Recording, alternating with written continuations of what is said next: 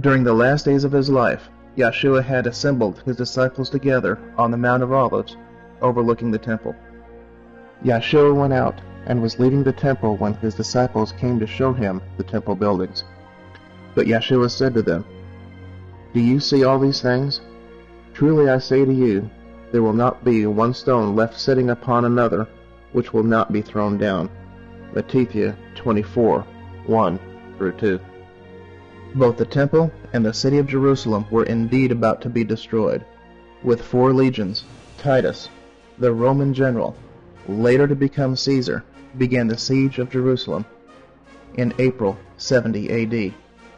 On August 10th, 70 AD, the very day when the king of Babylon burned the temple in 586 BC, the temple was burned again. Titus took the city and put it to the torch, burning the temple. Jerusalem was totally destroyed, and, as Yahshua had predicted, not one stone was left upon another. When the temple was set on fire, the Roman soldiers tore apart the stone to get the melted gold.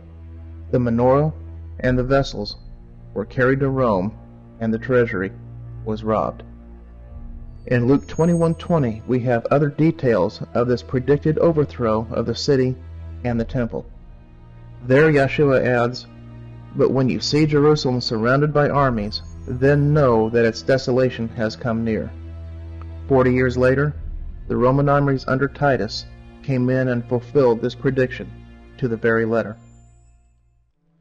The great prophet Yechezkiah was inspired to write this prophecy over 600 years before the temple was destroyed in 70 CE.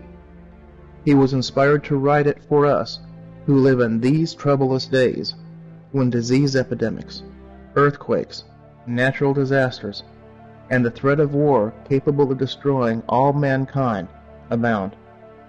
This prophecy shows us how we, in this generation, can bring peace to Jerusalem and to the world. Within Yechezkiah's prophecies, we are shown a peaceful solution for building the next temple in Jerusalem. In these same prophecies are the complete measurements of a temple, unlike any other that was ever built before. This pattern, with all its measurements, exactly fits the area of land sitting north of where the Dome of the Rock Mosque sits today. Yechezkiah confirmed that this is where the temple will sit. The measurements that Yechezkiah wrote have never been used before. They were not used by Azariah, Nehemiah, or Zerubbabel when they returned to rebuild the temple after the Babylonian captivity.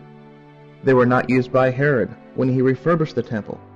These measurements were given to us to be used to build the temple now by this generation. Yechezkiah 40, 1-5 shows that he was brought to the Temple Mount in our day, in our generation, not in his day or when he was alive.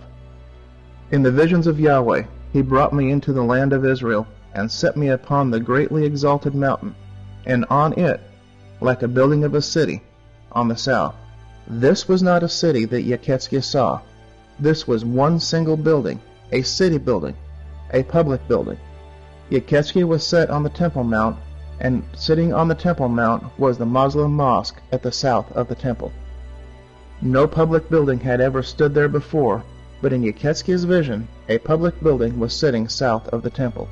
The Dome of the Rock Mosque is to remain in its same location, with a dividing wall separating it from the rebuilt temple. In the March-April 1983 issue of the Biblical Archaeology Review, Dr. Asher S. Kaufman, in his article on pages 40-58, where the ancient Temple of Jerusalem stood, foundation stone for the Ark of the Covenant is identified, has proven that the first and second temples sat exactly in line with the Golden Gate, the East Gate.